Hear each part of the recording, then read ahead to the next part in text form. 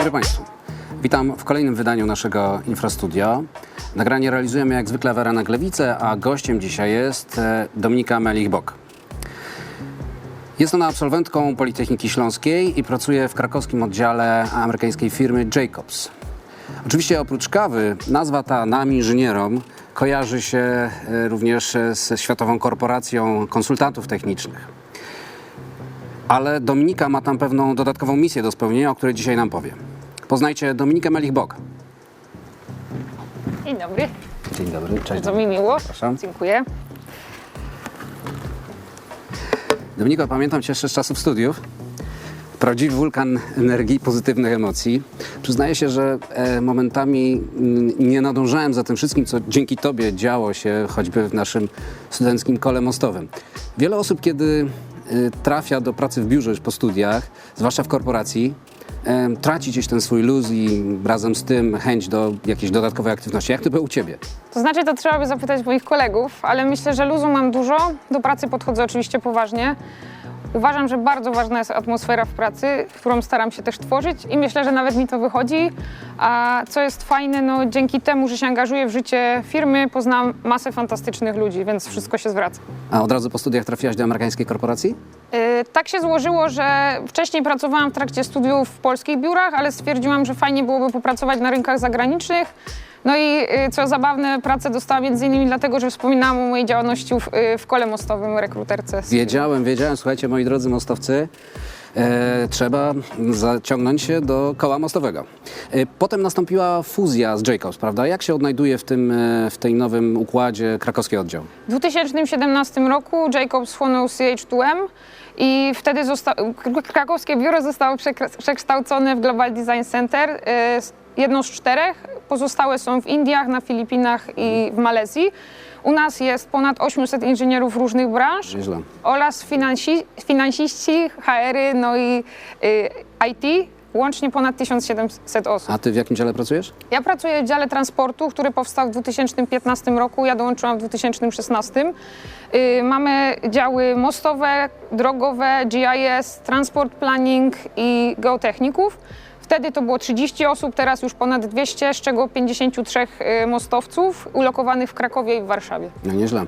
To poważne kontrakty. Jak sobie w takim razie radzą polscy inżynierowie na tych dużych zadaniach? Według mnie świetnie i powiem nieskromnie, że naprawdę mamy świetnych specjalistów, którzy sobie radzą na tych zagranicznych projektach i to też nie jest tylko moja opinia.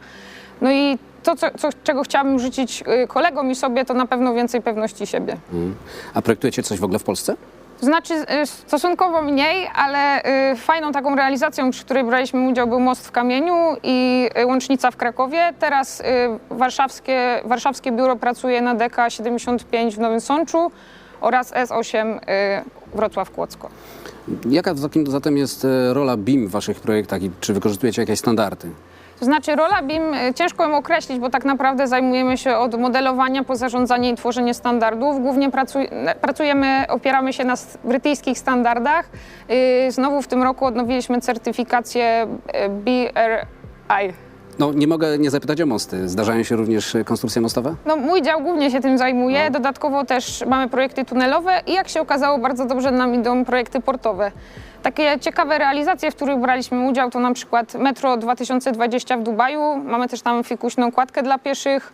Braliśmy też udział przy projekcie Westgate Tunnel w Australii albo na przykład przy autostradzie w Trinidadzie i Tobago.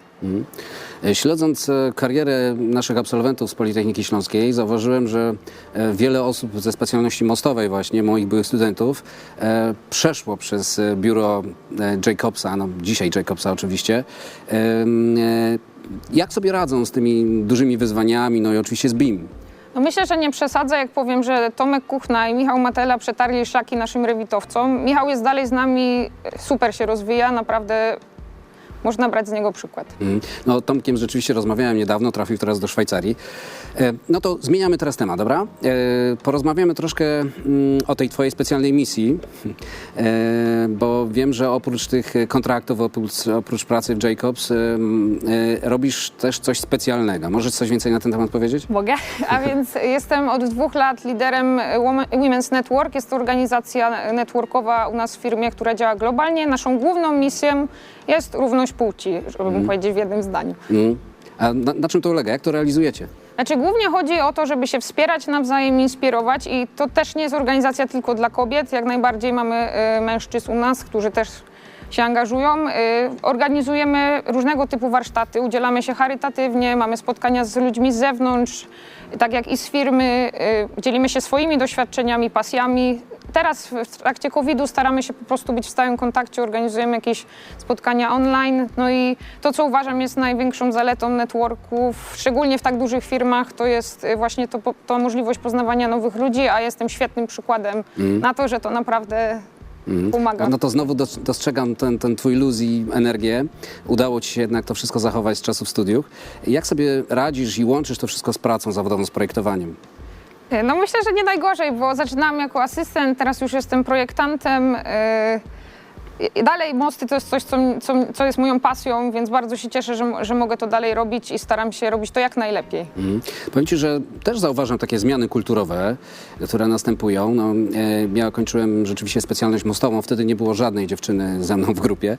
Natomiast dzisiaj w naszej grupie mostowej przeważają już kobiety. Jak to wygląda tam u was w Jacobsie? Ja miałam 4 dziewczyny w grupie na studiach. A u nas w Jacobsie muszę się pochwalić, bo mamy 40% dziewczyn u nas w zespole mostowym. Nie pozwalam zatrudniać nikogo innego, a tak serio to po prostu teraz więcej dziewczyn wybiera takie studia, co jest super. No i jak najbardziej angażowanie się w promowanie tego to jest coś, co na pewno To jest mi bliskie. zachęcam cię do spotkania z naszymi dziewczynami, nie tylko na mostach. Może również zaproszenie ze strony Telewizja Politechnika, żeby wziąć udział w programie. Dziękuję. Co powiedziałabyś, aby na takich wydarzeniach jak InfraBeam, czy też w przyszłym roku w maju InfraMost właśnie przedstawić taki nowy model pracy, który w Jacobs rozwijacie, promujecie? Myślę, że w firmach Europy Środkowo-Wschodniej brakuje takiego modelu, takiego sposobu działania. Czy ja myślę, że zawsze warto dzielić się doświadczeniami i swoimi przemyśleniami na różne tematy. No i tak jak myślę, że wiele osób zauważyło, rynek polski powinien mieć jak najwięcej takich inicjatyw, powinien się rozwijać, a takie wydarzenia jak to są super merytoryczne i bardzo dobrze zorganizowane, więc myślę, że warto je promować. Dominiko, bardzo dziękuję ci za dzisiejsze spotkanie, za rozmowę. Mam nadzieję, że twoja misja się powiedzie. Dziękuję. Że uda się zaszczepić ten nowy model w biurach inżynierskich naszego regionu. Mocno kibicuję i oczywiście podtrzymuję zaproszenie do Telewizji Politechnika. Dziękuję bardzo. Państwu dziękuję już za uwagę i zapraszam na kolejne wydanie naszego Infrastudio.